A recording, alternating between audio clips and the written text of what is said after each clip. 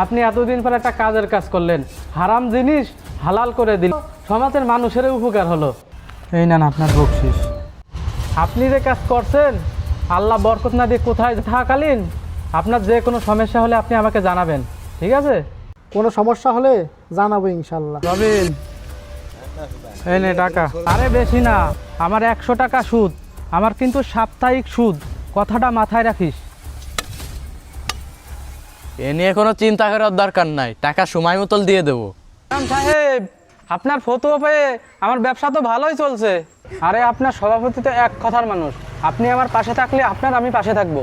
ঠিক আছে ইমাম সাহেব, তাহলে আমি আসি। ওই পাড়া কিছু সুদে টাকা পাবো, সেগুলো নিয়ে আসি। ভোট হবে খালি একমাত্র তালা মার্কাই, আর ভোট কিরে রবিন, সপ্তাহে সপ্তাহে টাকা দিয়ে ওসব অজুহাত শোনার সময় নাই। তুই আমার টাকা নিছিস, সুদ সহ টাকা ফেরত দিবি। সভাপতিকে বলছেন সুদ খা, কি দেখবো?